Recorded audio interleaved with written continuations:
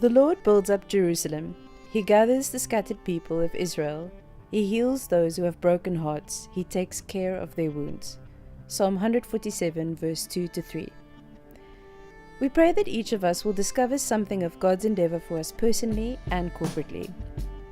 Welcome to Session 3, Be a Good Steward, by Richard Wade, Director of Music, Media and IT at Shofar Christian Church. So welcome to this third small group session for the year. We've heard Pastor Fred sharing on greater love. We've heard Rick Russo speaking about loving your neighbor. Today we're going to be talking about being a good steward. Now, before we unpack what it means to be a good steward, we're going to look at that definition of stewardship itself. And Webster's dictionary defines it as the supervising or managing of something, especially the careful and responsible management of that entrusted to one's care.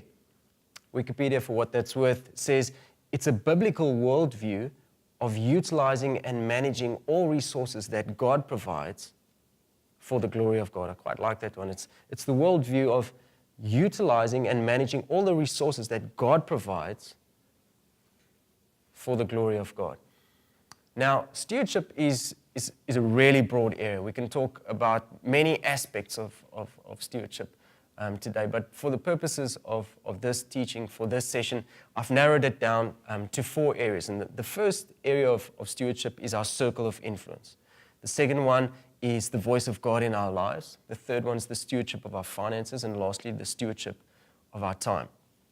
Now, around the first aspect of our circle of influence, I think much has been said in the first two sessions, so I'm not going to spend too much time on that. I trust that you as small groups have been faithful stewards of those teachings, that you've gone and applied that you've worked through the content, that you've gone out, that you've reached out to your neighbors, that there are amazing testimonies to share, and that you've really gone out and lived the love of God. The second area of stewardship I just want to focus on very briefly is the stewardship of the voice of God in our lives. So here's the thing, God speaks. That's what He does. He's always been doing it. That's how we got here. That's how this earth was created. He's always speaking. He's speaking through dreams, through visions, through prophecies. He's given us the Word. We need to get stuck into the Word. He's spoken in such a massive way. And so we really need to go and spend time in the Word. Gents, He's often speaking through our wives. We just need to listen to them from time to time. So there's a couple of things you want to get right with the stewardship of the voice of God in your lives. And the first thing is you want to position yourself to hear His voice. What do I mean by that? That means we're setting the alarm and we're getting up when it's time to get up. And we're spending time with God. It means we're not just running into God's presence saying, God, here's my wish list for the day. Please come through for me. We're actually sitting there and we're saying, God, speak to me. Taking the Samuel approach and saying, God, here I am, your servant. Please speak to me, Master. I'm listening. Positioning ourselves to hear the voice of God. The second thing we want to do is we want to position ourselves to remember what He's saying to us.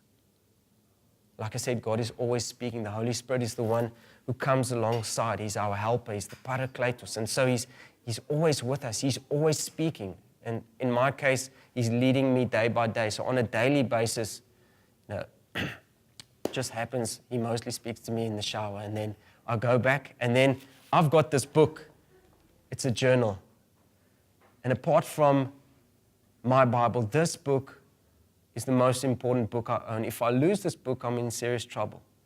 In fact, I've taken a lot of photos of a lot of the pages in this book. It's because sometimes God speaks to me bit by bit, but sometimes He gives me what I call a download. And then, it's like, it's pages and pages that I'm just writing. And then afterwards, I actually need to go and work through that and wrestle with God. It's like, okay, God, so what did that mean? And when that person confirmed that, what does that mean?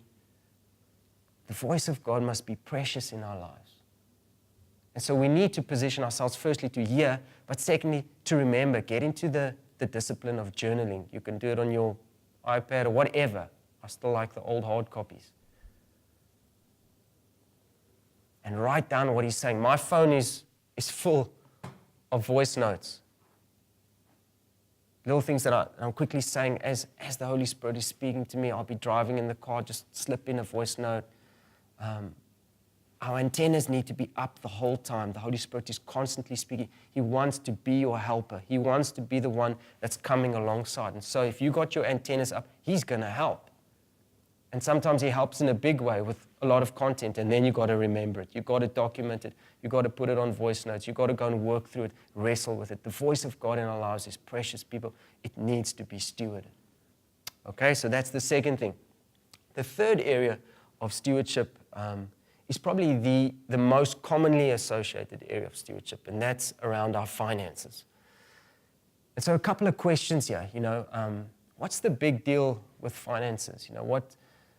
Why do we on an annual basis have front page news of the national budget, pictures and photos of the Minister of Finances detailing the breakdown of the budget and explaining how the budget is going to work this year? Why is that such a big deal? Why do we all go out and see what is in for us? What did the tax man say? It's because it's a big deal. It affects us. The government is using our money, our hard-earned money, and they're stewarding it. It's a massive stewardship exercise that happens on a national level at least once a year. In fact, it happens twice a year. And so we want to go and figure out what they're doing with our money. For them, it's important because that's their job. They steward finances. They decide, how does this economy, this country go forward? What's our vision for this nation? How do we allocate our resources to meet the vision of this country? And so it's an important issue. Today, we're not going to be focusing on national finances or even company or corporate finances. We're going to be focusing on personal finances, okay? So there's three things that I just want to touch on around personal finances. And here's the thing around personal finances. There's not enough education around it. I didn't have it when I was growing up in school. I don't know if you guys had it. It certainly wasn't at university. And so I've learned, the little bit that I've learned through the School of Hard Knocks. And so I'm going to be sharing a couple of those with you today, and just some principles around personal finances. So let's start with the first one. And it's the issue of budgeting. You've heard of a budget. Everybody's heard of a budget. So let's read from Luke 14:28. It says, "For which of you, intending to build a tower, does not sit down first and count the cost, whether he has enough to finish it, lest after he has laid the foundation and is not able to finish, all who see it begin to mock him, saying, 'This man began to build and was not able to finish.' Or what king going to make war against another king does not sit down first and consider whether he is able with 10,000 to meet him who comes against him with 20,000? So Christ is talking about something very simple. He's talking about doing the maths, taking out the calculator, the spreadsheet, the iPhone app, whatever you need to do the maths, do it, crunch the numbers, do the budget. And so growing up, we were privileged as a family. My dad was a good doctor, and so money was never really an issue in our house. And kind of the downside of that situation was that I never really learned how to work with money.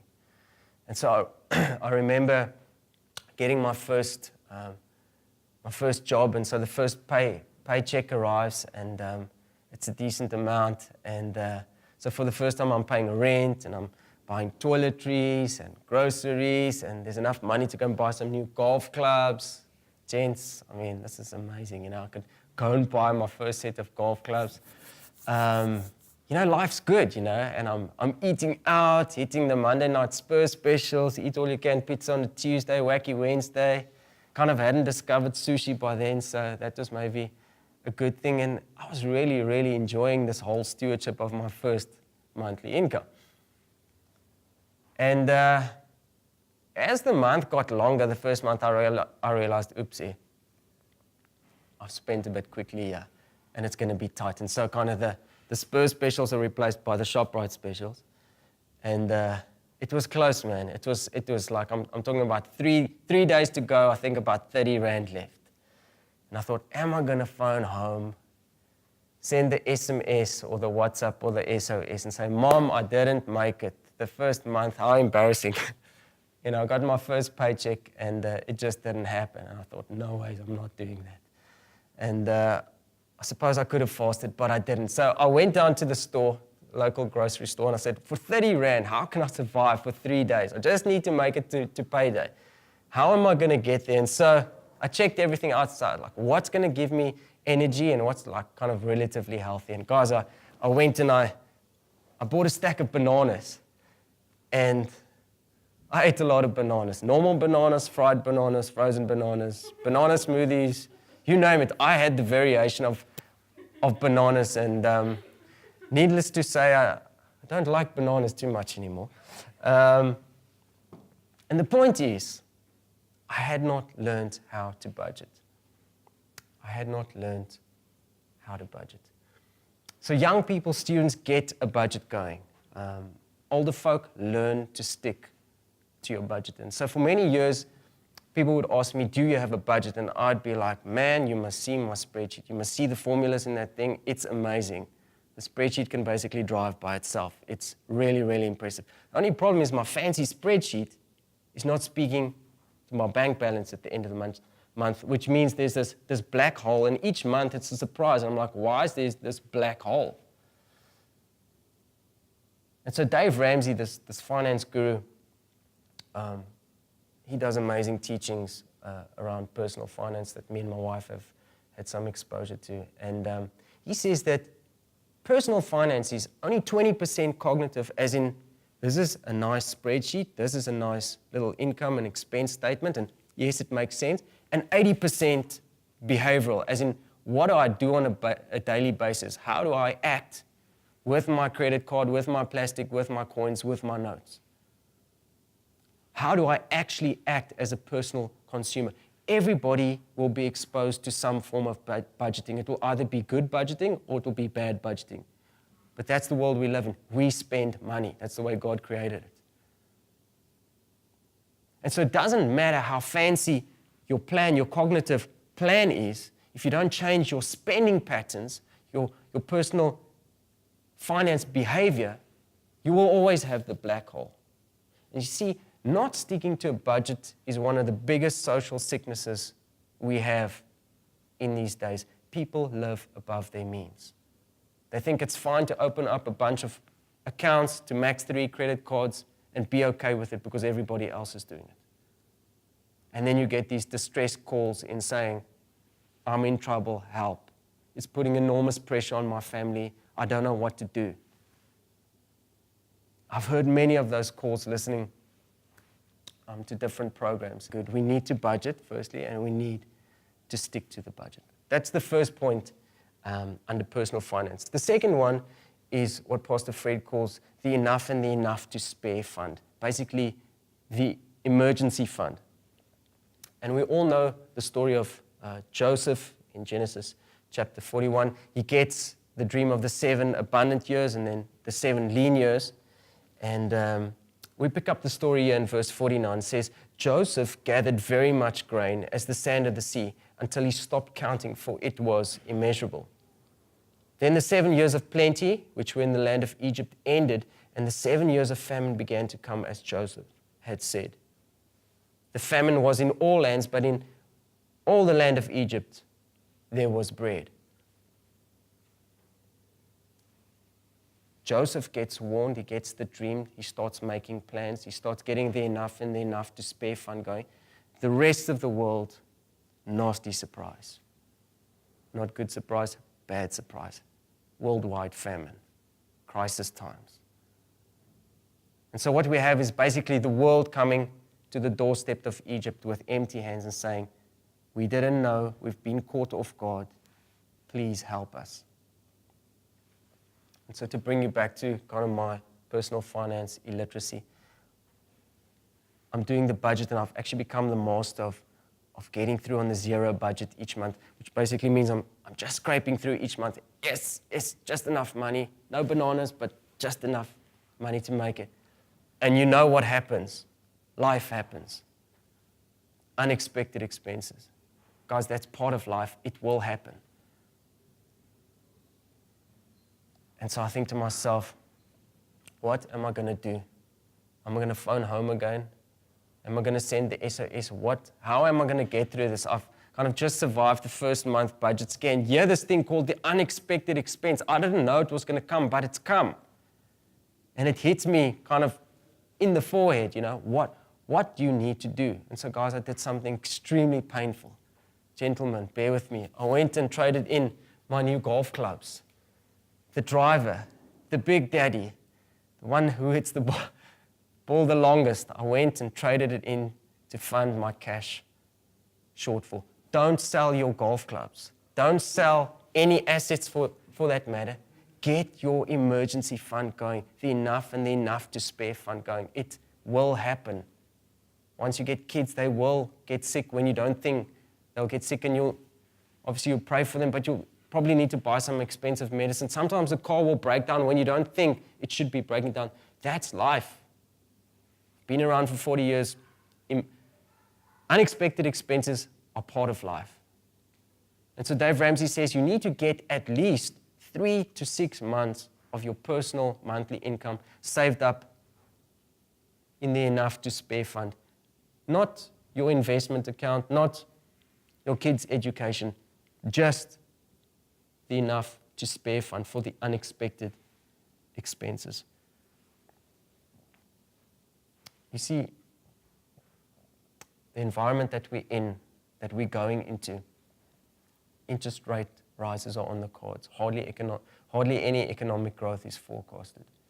The credit rating agencies are looking to downgrade a lot of economies. It's a season of financial and economic austerity, which means if there was ever a time that we need to steward our finances really carefully, now is that time.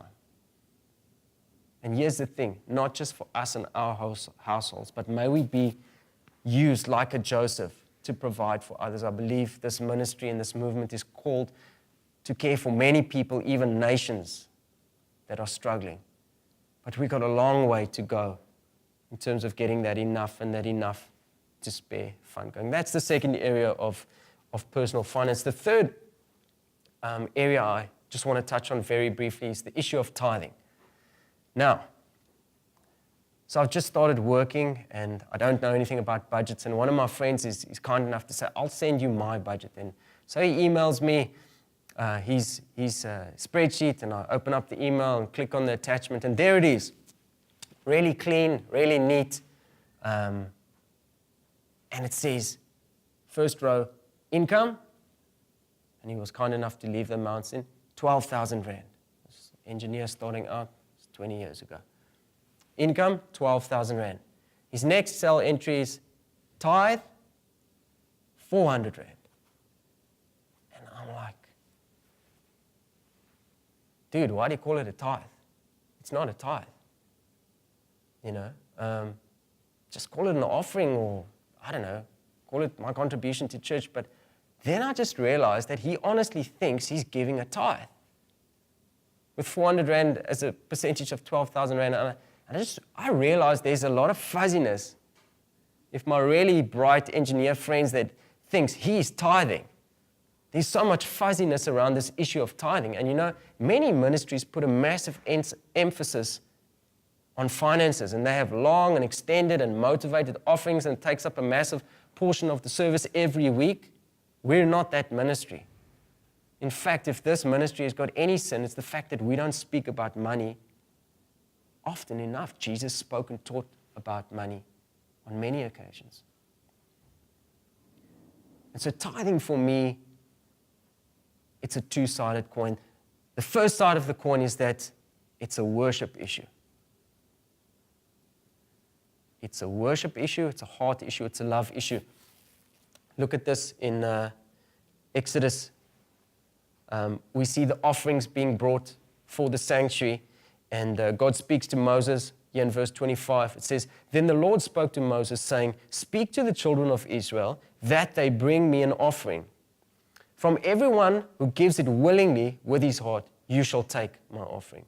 And this is the offering which you shall take from them: gold, silver, bronze, threads, linen, skins, wood, oil, spices, stones." Goes on to describe all the things that need to bring to be brought into the sanctuary.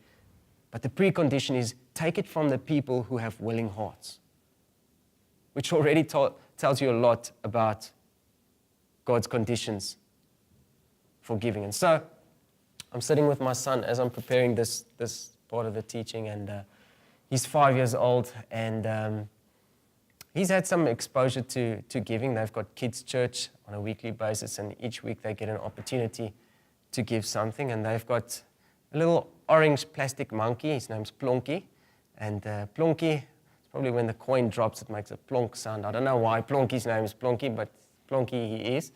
And so each week they can drop either a little coin or a note. There are not too many notes that go into Plonky, but they drop their coin into Plonky, and if you don't have a coin, you can give Plonky a kiss, which I suppose is theologically very incorrect.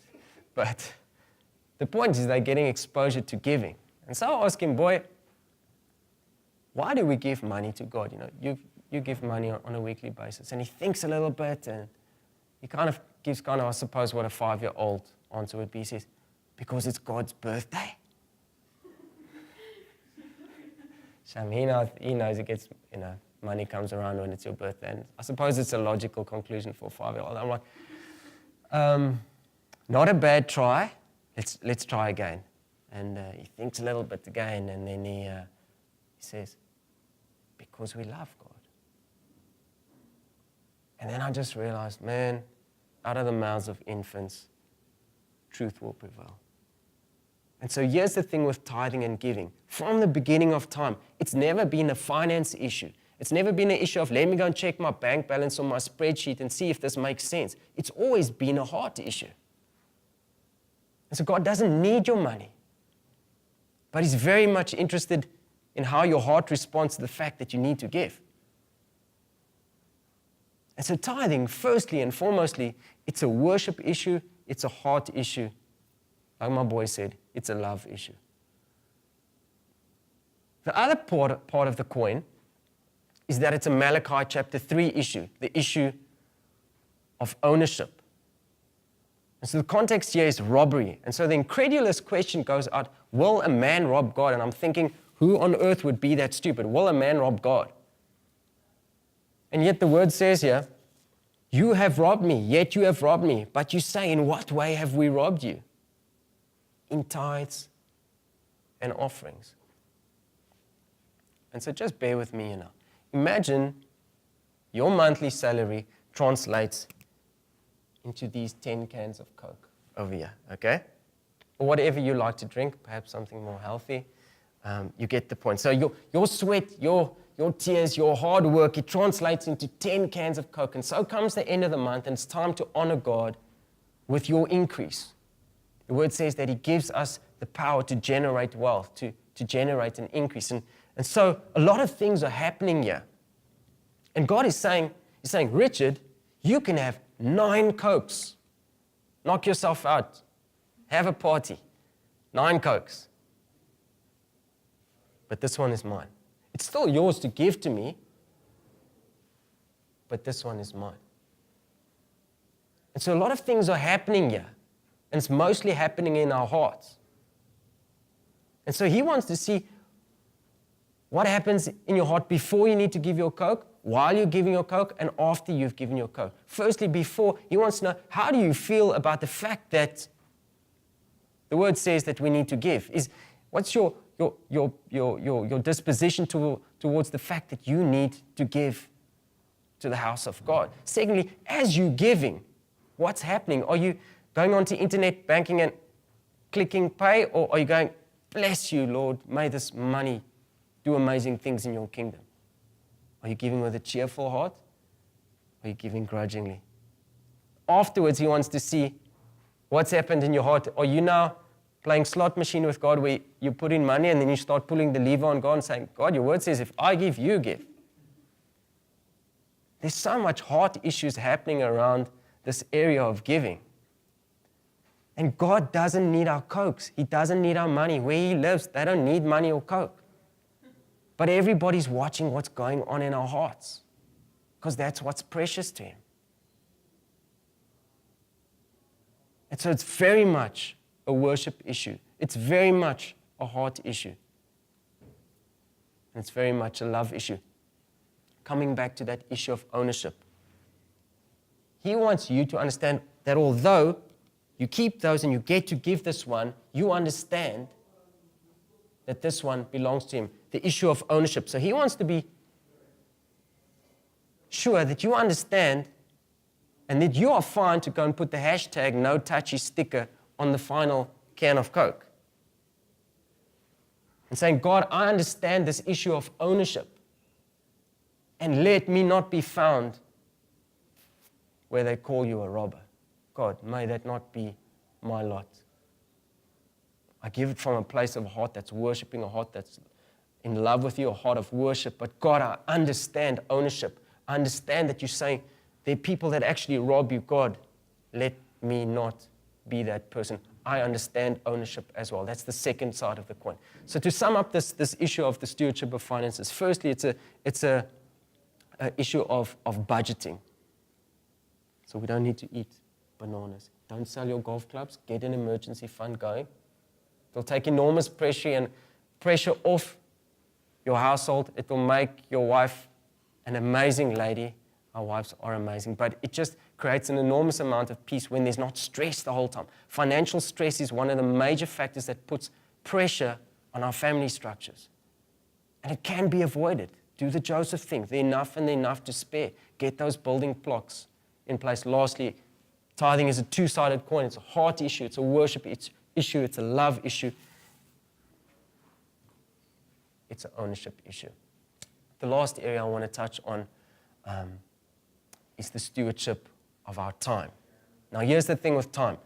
Time, like money, gets spent, okay? You take it out of your time wallet and you decide, I'll have some of that and I'll spend my time like that. And this weekend I'm going to go and do this and I choose to spend my holidays like that. You spend your time. The amazing thing with time is, unlike money, we generally get more or less the same amount of time to steward. And so you'll see with interviews with the mega rich people that have had everything in this world, they'll be on their deathbeds and people will ask them, what was the most precious thing? And invariably the answer is the people around me, my relationships. I wish I had more time to spend with them. They've got all the money, the diamonds, the gold, the oil, the dollar bills, but they can't buy more time. We get the same amount of time, more or less. Psalm 90 verse 12 says, teach us to number our days, that we may gain a heart of wisdom. Teach us to number our days, that we may gain a heart of wisdom. And so I've just turned 40 this year. And so I went and did this. I did the maths. And I said, God, your word says we generally get about 70 years on earth. If we're healthy, we get about 80 years. How many days is it? So for me, I've lived 40 years. That's right now 14,600 days. If God blesses me, I'll get another 14,600. That means I get just over 30,000 days to make it all count this side of the grave. 30,000 days. And the reason why the psalmist is saying, go number the days, is that we can gain the heart of wisdom around how to steward hopefully our 30,000 days. Not just our 30,000 days, but to understand the context of how short that is in eternity. And so a couple of years ago, I'm working as an economist at the National Treasury of this country. And I'm sitting there, and somebody had given me a box of Smarties as a present. And I'm sitting there and kind of, life's good, and I'm eating my Smarties, and I'm staring out the window. And I have one of those moments, kind of what Pastor Fred calls an epiphany, like fancy people get. I had one of those. Okay, so I have this epiphany. And I'm sitting there, and I feel the Holy Spirit challenging me. Take out 8 Smarties and lay them on your hand. 8 Smarties. So I lay out my 8 Smarties. And then I feel him saying to me, now eat each Smartie for the number of decades that you've been alive. Guys, eating nearly half your Smarties is not a fun exercise. It's actually quite traumatic. I don't like Smarties too much anymore because it just makes me understand how short life is. And that's why we need the heart of wisdom, how to steward our Smarties, literally how to spend it, how to decide, okay, I'm going to spend it like this or like that. You see, the way we spend our time is a reflection of our priorities, which in turn is a reflection of our heart's choices. And so I believe everybody should come up with at least one quote in their lives. The one I came up with is something like this.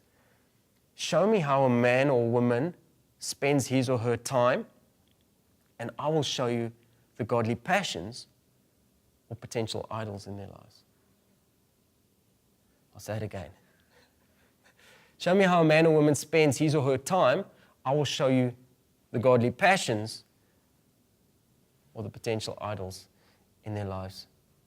We need to be good stewards of our time. We need to have the heart of wisdom.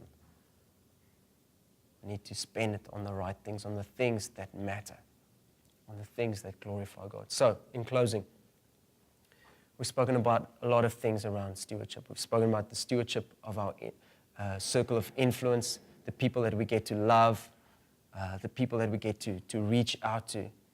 We've spoken about the stewardship of the voice of God in our lives, how we position ourselves to hear God's voice, how we position ourselves to remember God's voice, how to action it. We've spoken about finances, about personal finances, about budgeting, about the emergency fund, the enough to spare fund, about tithing, what that involves. And lastly, we've spoken about the stewardship of our time. So my prayer for you as small groups is that you will really start to wrestle with God through this issue of stewardship, and that we will truly be found one day to have been good stewards. You're going to work through a couple of questions now. I pray that the Lord blesses you.